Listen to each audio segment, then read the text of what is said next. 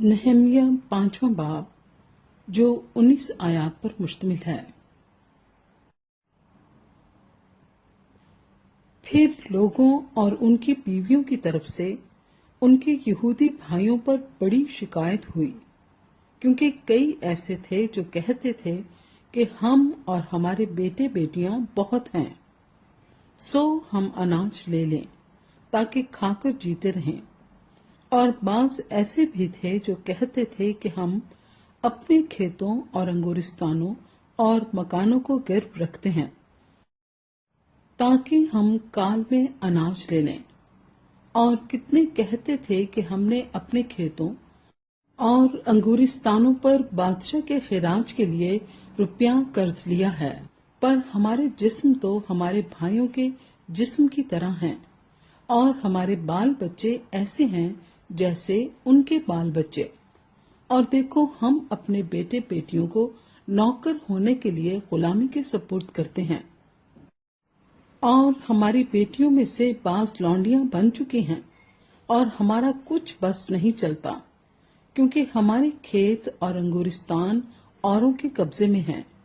जब मैंने उनकी फरियाद और ये बातें सुनी तो मैं बहुत गुस्से हुआ, और मैंने अपने दिल में सोचा और अमीरों और हाकिमों को मलामत करके उनसे कहा, तुम में से हर एक अपने भाई से सूद लेता है।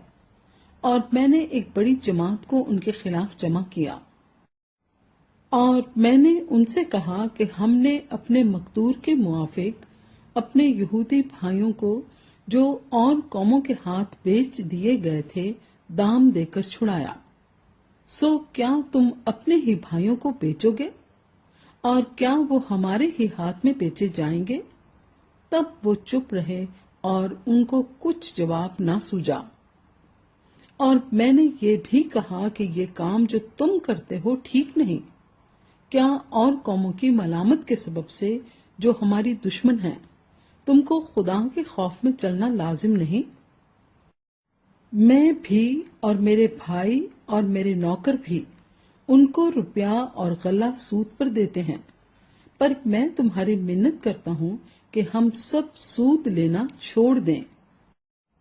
मैं तुम्हारी मिन्नत करता हूँ कि आज ही के दिन उनके खेतों और अंगूरिस्तानों और जैतून के बागों और घरों को और उस रुपए और अनाज और मैं और तेल के 100वें हिस्से को जो तुम उनसे जबरन लेते हो उनको वापस कर दो। तब उन्होंने कहा कि हम इनको वापस कर देंगे और उनसे कुछ न मांगेंगे, जैसा तू कहता है हम वैसा ही करेंगे। फिर मैंने काहिनों को बुलाया और उनसे कसम ली कि वो इसी वादे के मुताबिक करेंगे।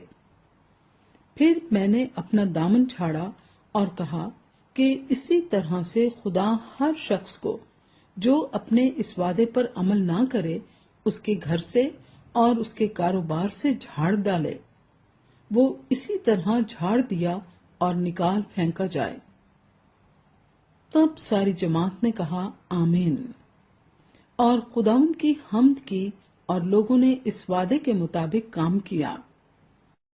इलावा इसके जिस वक्त से मैं यहूदा के मुल्क में हाकिम मुकर्रर हुआ, यानी अरतख्शस्ता बादशाह के 20वें बरस से 32वें बरस तक गर्ज 12 बरस मैंने और मेरे भाइयों ने हाकिम होने की रोटी ना खाई। लेकिन अगले हाकिम जो मुझसे पहले थे रैयत पर एक बार थे, और इलावा 40 मिस्काल चांदी के रोटी और मैं उनसे लेते थे, बल्कि उनके नौकर भी लोगों पर हुकूमत जताते थे।